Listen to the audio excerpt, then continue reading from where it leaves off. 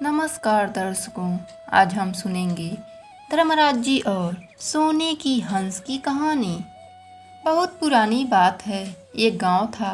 वहां पर एक पंडित जी रहा करते थे। वह बहुत ही नेक स्वभाव के थे और धर्मराज जी का परम भक्त थे। वह लोगों की सेवा करते और कथा सुनाया करते, जिससे उन्हें बहुत अच्छे दक्षिणा प्राप्त हो जाती। उनके परिवार में पत्नी और 2 बच्चे थे। वह बहुत ही सुखी थे। परंतु एक दिन पंडित जी को दिल का दौरा पड़ा और वह मर गए। अब तो उनका परिवार बहुत ही गरीबी के दौर से गुजरने लगा। कभी कभी लोग कुछ खाने को दे देते। उधर धर्मराज जी की कृपा से पंडित जी हंस का जन्म लिए। उन सुनहरे हंसों में जो स्वर्ग के मानसरोवर झील में रहते थे, दूसरों की सहायता करने वाले और धर्मराज जी की पूजा करने वालों को भी उन हंसों का जन्म मिलता था। फिर सरोवर में तैरते, कमल के फूलों का पराग पीते और मोती चुनकर खाते। हंस का जन्म लिए पुजारी को भाग्यवश अपने पूर्व जन्म की सारी बातें याद थी। पंडित जी प्रायः अपने बीबी बच्चों को याद करते और सोचते, न जाने अब वह किस दशा में होंगे। एक दिन हंसों के राजा ने उनसे उनकी उदासी का कारण पूछा। हंस ने सारी बात बता दी।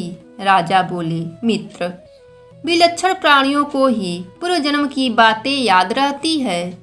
तुम्हें उनकी इतनी चिंता है तो जाओ, उनका हाल देखाओ। मैं तुम्हें इसका छूट देता हूँ। वह हंस उड़ चला। कई घंटों के बाद वह अपने गांव पहुंचा।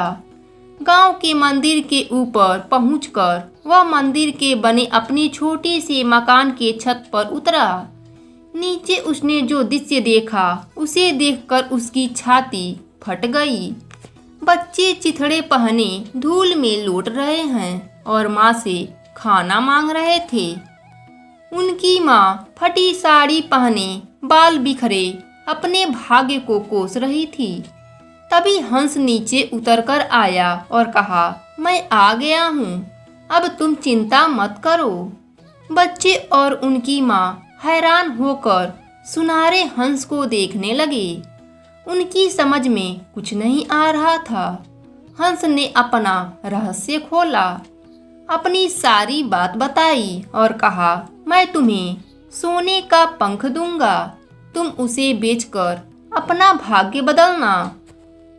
माँ बच्चे हंस से मिलकर बहुत प्रसन्न हुए।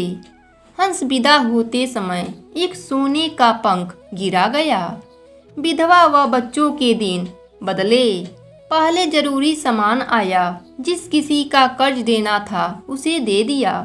खाने पीने का सामान आया, सबके लिए नए कपड़े बने। हंस जब भी आता एक सोने का पंख दे जाता। कुछ ही महीनों में काया पलट हो गई।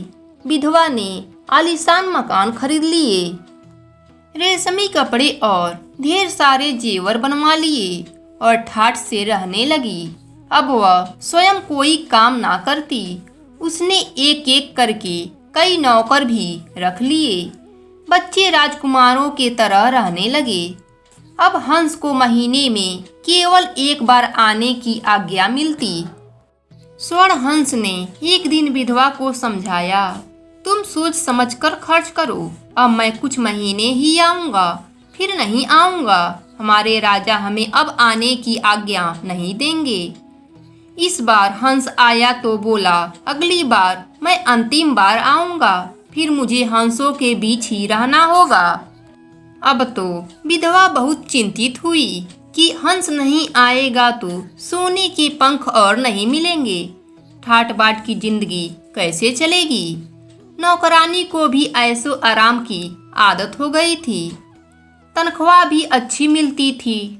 नौकरानी ने विधवा से कहा, मालकिन, हंस नहीं आएगा तो आपका बड़ा नुकसान होगा।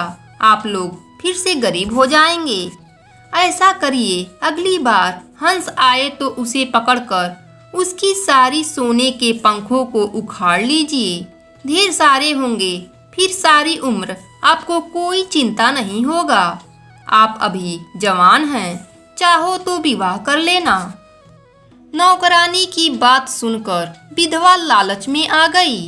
हंस अंतिम बार मिलने आया तो विधवा नाटक करने लगी, स्वामी अब आप कभी नहीं आएंगे, मैं आपसे अच्छी तरह मिलना चाहती हूँ, मेरी गोद में आइए। जैसे ही हंस उसके निकट आया, विधवा ने उसे दबोच लिया और लगी पंख उखाड़ने। हंस चिल्लाया, अरे दुष्ट, यह क्या कर रही है? मुझे पीड़ा हो रही है। लालच की अंधी औरत ने उसकी एक ना सुनी, एक एक करके उसके सारे पंख उखाड़ डाले। हंस तड़पता रहा। जब उसके सारे पंख उखाड़ चुकी तो हंस की भी सांस उखड़ने लगी।